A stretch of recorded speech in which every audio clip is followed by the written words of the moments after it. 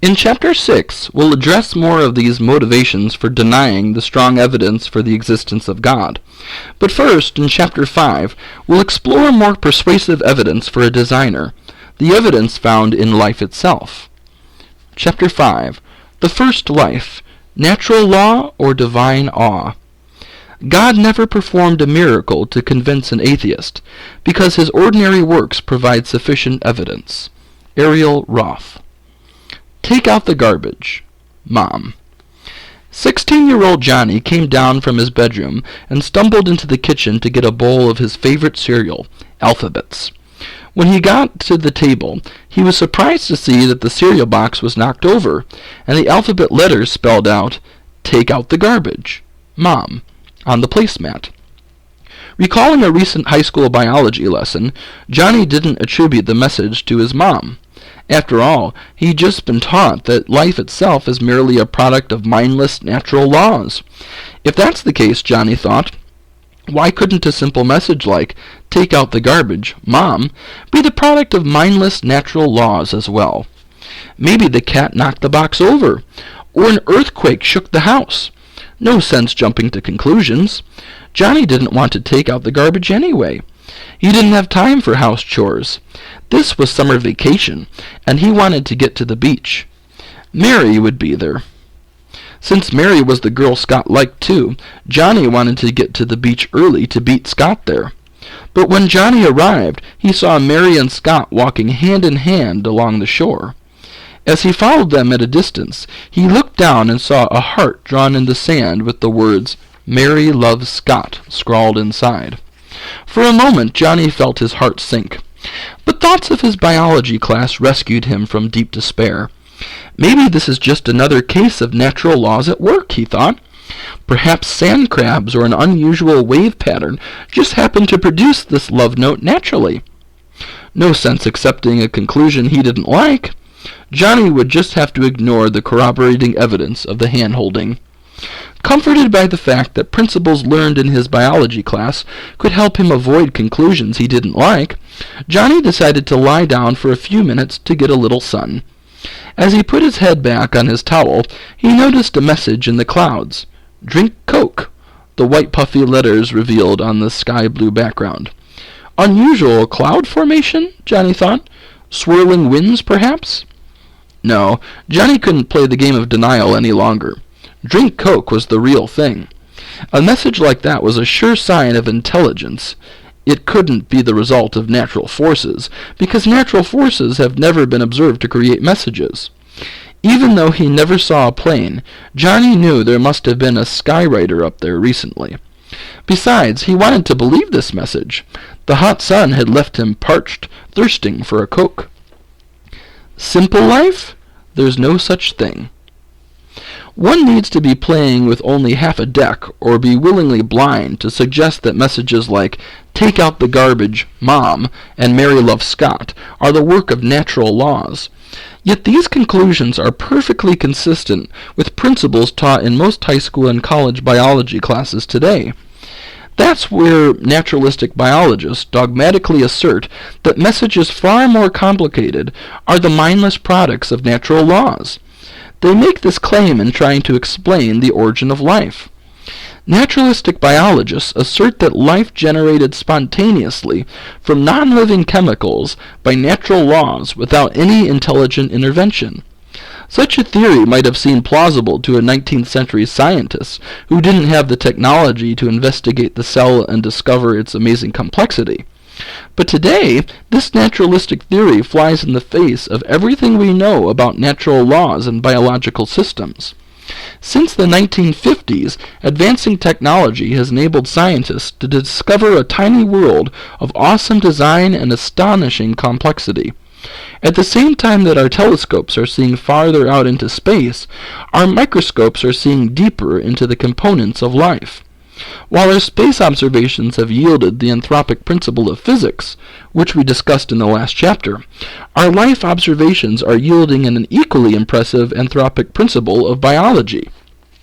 To show you what we mean, let's consider so-called simple life, a one-celled animal known as an amoeba. Naturalistic evolutionists claim that this one-celled amoeba, or something like it, came together by spontaneous generation, without intelligent intervention, in a warm little pond somewhere on the very early Earth. According to their theory, all biological life has evolved from that first amoeba without any intelligent guidance at all.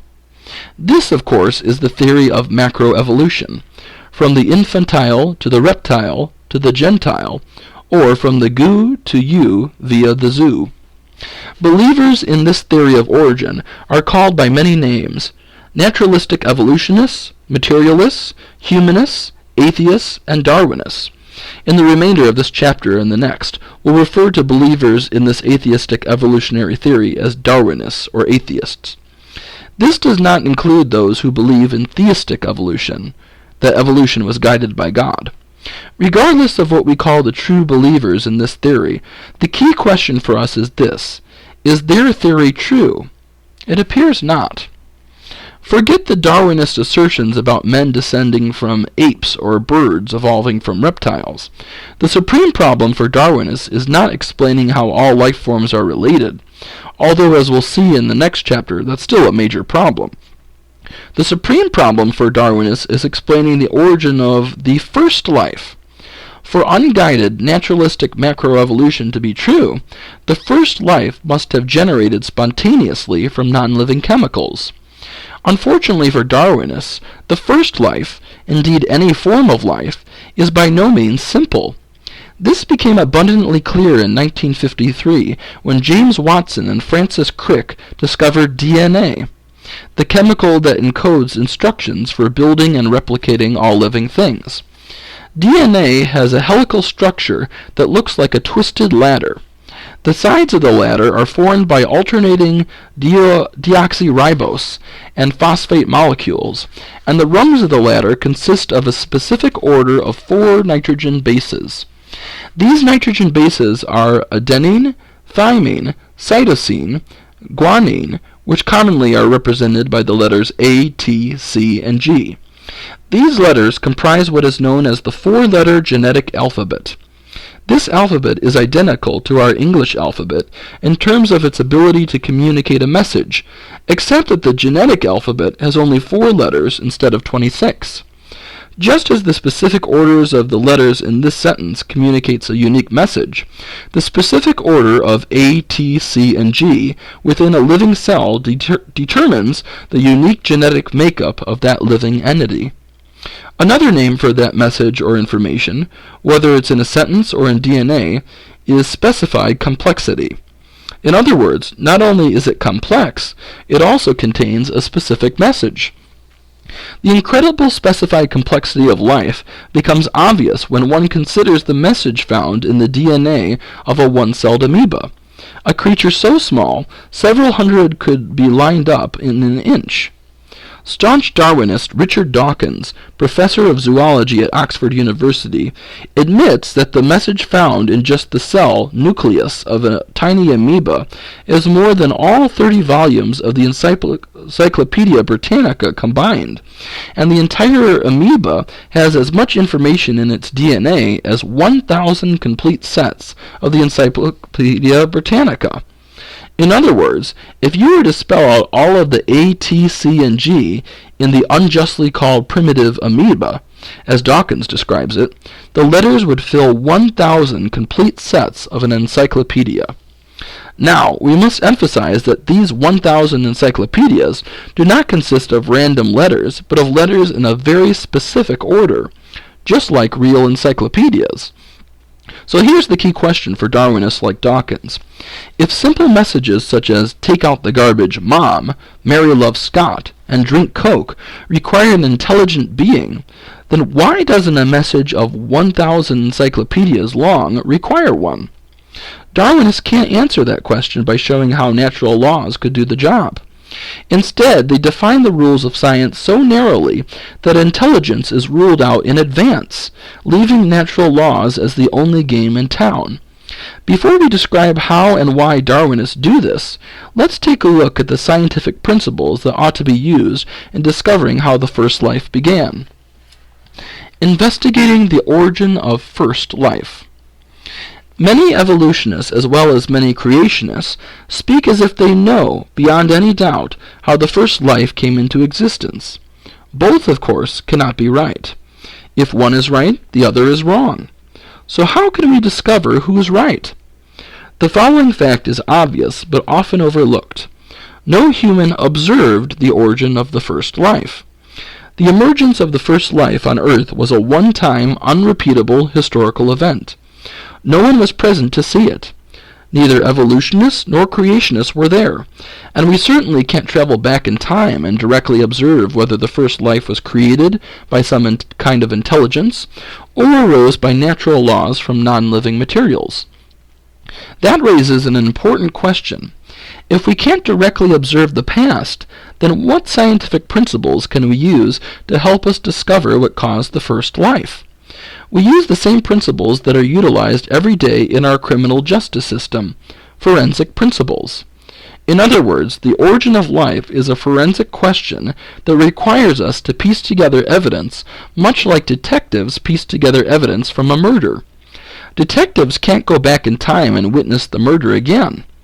Neither can they revive the victim and go into the laboratory to conduct some kind of experiment that will allow them to observe and repeat the crime over and over again. Instead, they must utilize the principles of forensic science to discover what really happened. The central principle in forensic science is the principle of uniformity, which holds that causes in the past were like the causes we observe today. In other words, by the principle of uniformity, we assume that the world worked in the past just like it works today, especially when it comes to causes. If take out the garbage, Mom, requires an intelligent cause today, then any similar message from the past must also require an intelligent cause. Conversely, if natural laws can do the job today, then the principle of uniformity would lead us to conclude natural laws could do the job in the past. Consider the Grand Canyon. What caused it? Did anyone see it form? No, but by the principle of uniformity, we can conclude that natural processes, particularly water erosion, were responsible for the Grand Canyon. We can conclude this confidently, even though we were not there to see it happen, because we can observe these natural processes creating canyons today. We see this in nature when we observe water's effect on a landmass. We can even go into the laboratory and repeatedly pour water in the middle of a mass of dirt, and we'll always get a canyon. Now consider another geologic formation, Mount Rushmore. What caused it? Common sense tells us that we would never suggest that the presidential faces on Mount Rushmore were the result of natural laws. Erosion couldn't have done that.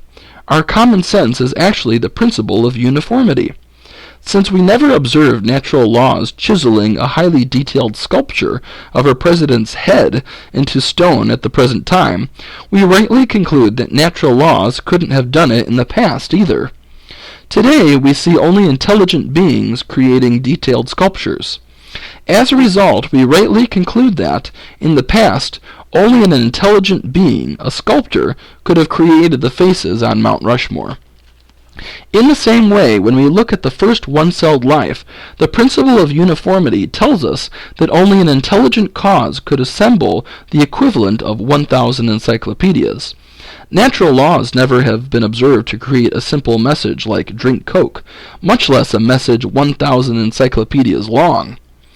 Why then do Darwinists come to the conclusion that the first life generated spontaneously from non-living chemicals without intelligent intervention?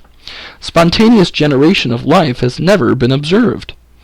Ever since Pasteur sterilized his flask, one of the most fundamental observations in all of science has been that life arises only from similar existing life. Scientists have been unable to combine chemicals in a test tube and arrive at a DNA molecule, much less life.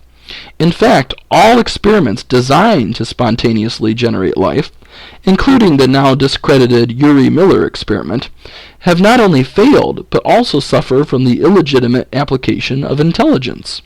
In other words, scientists intelligently contrive experiments, and they still cannot do what we are told mindless natural laws have done. Why should we believe that mindless processes can do what brilliant scientists cannot do?